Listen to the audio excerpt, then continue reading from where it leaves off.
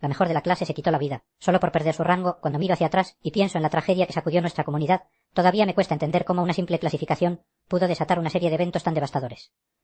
Mi nombre es David, y asistí a una escuela secundaria donde lo académico era lo más importante. Recuerdo el día en que las clasificaciones finales fueron anunciadas, como si fuera ayer. Anna, nuestra valedictorian, era esa chica que todos admirábamos. Siempre sonriendo, siempre en la cima. Nunca la vi sin un libro en la mano ni un segundo. Ella se aseguraba de que cada capítulo que leía y cada fórmula que memorizaba la llevara un paso más cerca de la universidad de sus sueños. Nos inspiraba a todos, sus calificaciones eran más que números, eran un símbolo del arduo trabajo y la dedicación. El semestre avanzaba y, aunque muchas personas estaban luchando, Anna parecía invencible. Esta vez su copa había subido. Todos pensaban que estaba en la ruta correcta para mantenerse en el primer lugar y la hipotética Universidad de Iviriade la esperaba con los brazos abiertos. Sin embargo, el estrés y la presión de ser siempre la número uno comenzaron a hacerse palpables. Yo lo noté, pero los demás estábamos demasiado centrados en nuestras propias vidas como para ver la carga que Anna estaba llevando sobre sus hombros. El día de las clasificaciones finales, la atmósfera en la escuela era ensordecedora. Todos estábamos ansiosos y el salón se llenó de murmullos mientras los resultados eran publicados. Por un momento, el tiempo se detuvo. Cuando la lista fue finalmente revelada, el silencio se convirtió en un grito ahogado. Anna, quien había sido la mejor durante años, había caído al quinto lugar. Es curioso cómo algo tan banal como una lista de posiciones puede arruinar vidas. Las chicas que antes la admiraban ahora la miraban con una mezcla de simpatía y sorpresa. Días después, comenzó a recibir mensajes de odio, burlas veladas y la presión aumentó en su vida social. Nadie entendía lo que estaba ocurriendo. Se rumoreaba que otros estudiantes estaban tan ansiosos por la competencia que se olvidaron de lo que realmente importaba, la salud mental. Los días pasaron y Anna comenzó a aparecer menos. La ansiedad y la tristeza la estaban devorando. Cada vez que pasaba por su lado en los pasillos y la veía con la cabeza baja, sentía un nudo en el estómago. Era como ver a una estrella caer. Hasta los estudiantes menos populares en nuestra escuela sentían la tristeza que emanaba de ella. Sabíamos que algo no estaba bien, pero ¿qué podíamos hacer? Nos cambia el mundo cuando decidimos enfocarnos en lo que es correcto.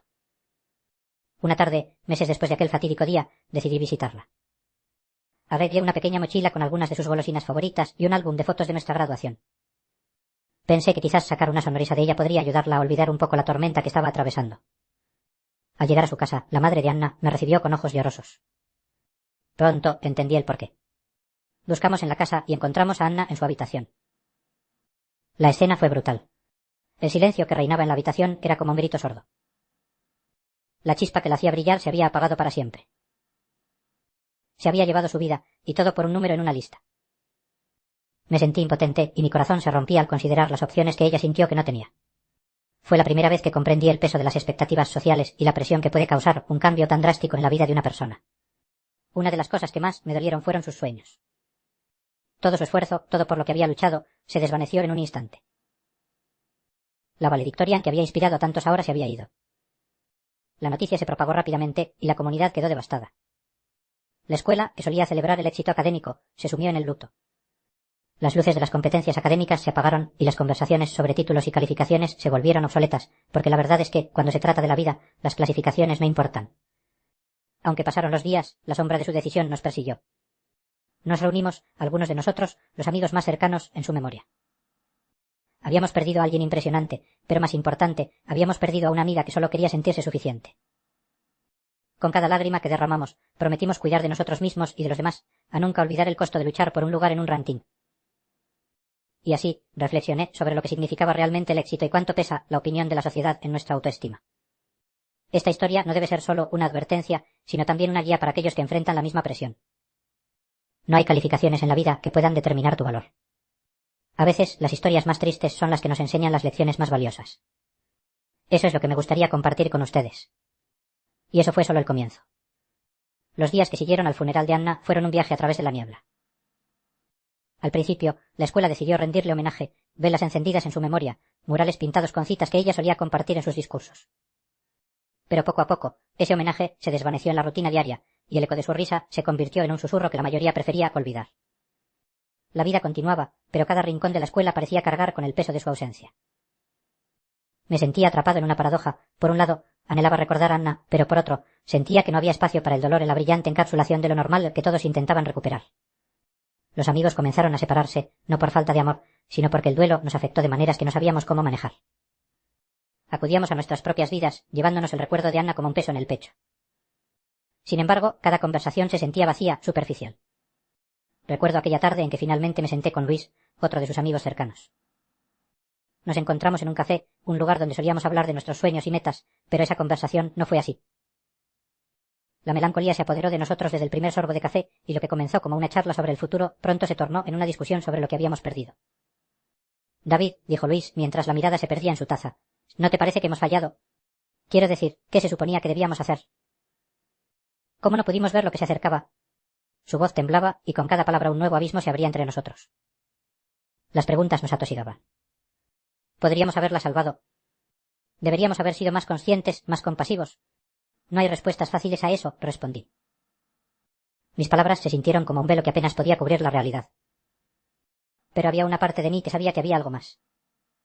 No se trataba solo de nosotros, había un sistema en el que todos estábamos atrapados, un ciclo de hipérbole y competencia que parecía estar destrozando no solo a Anna, sino a todos nosotros. Esa fue la primera vez que la idea de activar un cambio realmente se instaló en mi mente. ¿Y si hubiera una forma de transformar el sufrimiento en algo que pudiera al menos prevenir que esto sucediera de nuevo? Esa noche, al volver a casa, las palabras de Anna resonaban. Nuestro verdadero valor no está en las estadísticas. Está en cómo nos cuidamos unos a otros. Decidí que esos no serían solo ecos vacíos, sino llamados a la acción. Comenzamos a planear. Junto a Luis y un grupo de amigos, formamos un pequeño comité por la salud mental dentro de la escuela. Estábamos ansiosos y aterrados al mismo tiempo, conscientes del estigma que rodeaba a la salud mental, pero estábamos determinados. Reunimos a los estudiantes, organizamos asambleas y creamos espacios seguros donde hablar sobre nuestras luchas y ansiedades se volvió no solo posible, sino necesario. El primer evento fue una tarde de testimonios. A instancias de Luis, invité a compartir mi experiencia y lo que había sentido tras perder a Anna. No fue fácil, cada palabra era un pedazo de mi corazón que entregaba al auditorio. Sin embargo, conforme hablaba, vi que muchas miradas estaban fijas en mí. Alguna de esas miradas se llenó de lágrimas, otras de aprobación y comprensión. Cuando terminé, me di cuenta del efecto que nuestras historias podían tener, había desnudado mi dolor, y muchos empezaron a hacer lo mismo. Pero lo más conmovedor fue que en lugar de sentir que el dolor nos dividía, había una conexión palpable en la sala que nos unía, que parecía decir, no estamos solos. Ese día algo cambió. Las luces que se encendieron en esa habitación fueron el inicio de un movimiento que parecía ir más allá del mero activismo. Era una celebración de la vulnerabilidad y el valor de hablar. Comenzamos a ver a otros estudiantes involucrarse, cada uno compartiendo sus luchas, como si cada historia que contáramos fuera una pieza del rompecabezas que quedaba de Anna. A través de la memoria de su lucha, estábamos mirando más allá del dolor hacia la empatía. Ya no éramos solo un grupo de amigos desgarrados por la pérdida, nos habíamos convertido en defensores del cambio. Pero a medida que el curso escolar avanzaba, la presión seguía acechando como un monstruo oculto bajo la cama. En el fondo, sabía que Anna había sido solo una de las muchas víctimas de un sistema que fomentaba la competencia por encima de la conexión. Cada logro, cada escueto número en una lista se sentía como una trampa mortal. Y mientras luchábamos por cambiar esa narrativa, no podía dejar de preguntarme si realmente podríamos hacerlo. Podríamos inspirar a otros a luchar, no solo por sus notas, sino por su propia humanidad. Sin embargo, había algo más en el aire, algo inquietante. Algunos de los estudiantes que se negaban a escuchar sobre salud mental comenzaron a murmurar y a criticar nuestras iniciativas. La idea de debilitar el lugar competitivo que habíamos construido no iba a ser fácil. Fue entonces que una sombra apareció en el horizonte, y no podía dejar de pensar en lo que podría suceder si nuestros nuevos ideales chocaban con el viejo sistema. Pero no imaginaba lo que estaba por venir. La presión comenzó a acumularse como nubes oscuras sobre nuestra iniciativa por la salud mental. Mientras nuestra voz crecía, otra comenzaba a murmurar en los rincones menos visibles de la escuela. Algunos compañeros que habían encontrado consuelo en el enfoque de las notas sentían que amenazábamos la solidez de nuestro mundo competitivo. Un grupo emergió, decidido a ignorar todo lo que habíamos tratado de construir, y comenzamos a escuchar comentarios sarcásticos en los pasillos.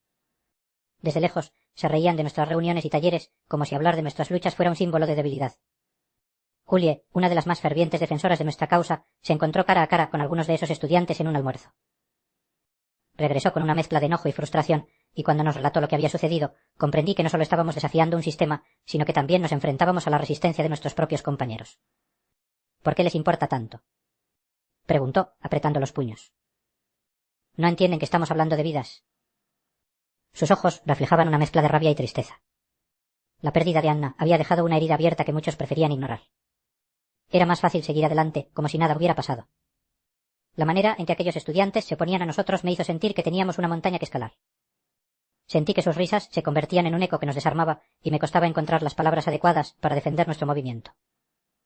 Una noche, mientras escribía en mi diario, me acordé de algo que Anna una vez había dicho en una conversación.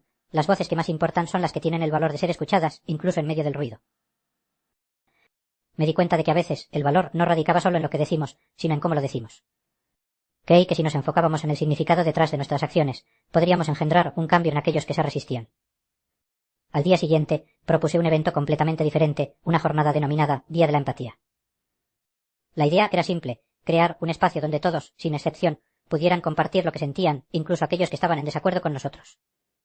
Quería que fueran ellos quienes, a través del diálogo, comprendieran por qué estábamos luchando. En lugar de crear una división, buscábamos la unión. Las miradas entre los miembros de nuestro grupo eran expectantes y nerviosas. Sabíamos que sería un desafío, pero también entendíamos que el silencio no era una opción. Los días que siguieron a la propuesta estuvieron llenos de tensión. Hicimos carteles, enviamos invitaciones, nos encontramos con el consejo estudiantil para obtener apoyo. El evento fue anunciado con un énfasis mayor al que esperaba. Cada semana en la escuela se volvía un constante ajetreo de expectativa. Sin embargo, la repercusión no fue la que esperábamos. Muchos de los estudiantes vieron esto como una amenaza a su modo de vida. El día del evento finalmente llegó. La sala estaba decorada con luces cálidas y había un aroma agradable a café y pasteles. Aunque la emoción nos envolvía, también lo hacía el miedo a lo que podría suceder. Cuando la gente empezó a llegar, me encontré con miradas frenéticas y sonrisas forzadas. Aquellos que se acercaron quizás lo hicieron por curiosidad, pero algo en el aire se sentía tenso. Con el tiempo, uno de los estudiantes que había criticado nuestro esfuerzo se levantó. Era Mark, conocido por su competitividad en el aula y su capacidad para hacer reír a los demás. Esto no debería ser solo un lugar para llorar nuestras penas, ¿verdad?, dijo, su tono inicialmente despreciativo. Pero antes de que pudiera seguir, Julio le interrumpió con calma. No se trata de eso, Mare. Se trata de reconocer que muchos, incluyéndote a ti, han luchado más de una vez en silencio. Aquí estamos para hablar de nuestras historias. Su voz era cálida y reafirmante, como una invitación a dejar caer las barreras que nos dividían. La expresión de Mark cambió, su mirada se suavizó al escuchar la sinceridad en las palabras de Julie. Otros comenzaron a abrirse, compartiendo sus propias luchas, aunque al principio reacios. Dentro de la sala, una atmósfera de vulnerabilidad comenzaba a florecer. Cuando alguien finalizó su relato, las lágrimas se deslizaron por sus mejillas y había un silencio profundo, casi sagrado, donde la empatía se sentía tangible. Pronto, aquellas risas sarcásticas se convirtieron en risas genuinas y en gestos de consuelo. Cada historia que compartíamos ya no parecía ser un trozo de dolor, sino un puente hacia la comprensión. El evento se fue transformando en un espacio donde las divisiones se desvanecían y el dolor se conectaba con la esperanza. Al final de la jornada, miré a mi alrededor y vi brazos entrelazados, miradas encontradas y sonrisas sinceras. Habíamos creado algo más allá de un intercambio de palabras, un momento de conexión genuina, donde entendimos que la competencia no tenía que ser nuestro único enfoque. Era un comienzo hacia el cambio necesario que tanto deseábamos, un cambio que honraba la memoria de Anna y que prometía que su lucha no sería en vano. Esa noche, cuando llegué a casa, sentí una mezcla de cansancio y satisfacción. Reflexioné sobre el camino que aún nos quedaba por recorrer, sobre las batallas que seguramente enfrentaríamos. Sabía que cambiar mentalidades será una lucha constante. Pero si algo aprendí de todo esto fue que cada voz cuenta. No podíamos hacer esto solos, y cada paso que diera un recordatorio de que estábamos construyendo un futuro en el cual nuestros logros no se definirían solo por números, sino por la forma en que cuidamos unos de otros. Nostalgias, luchas y sueños compartidos. Y aquel era un comienzo.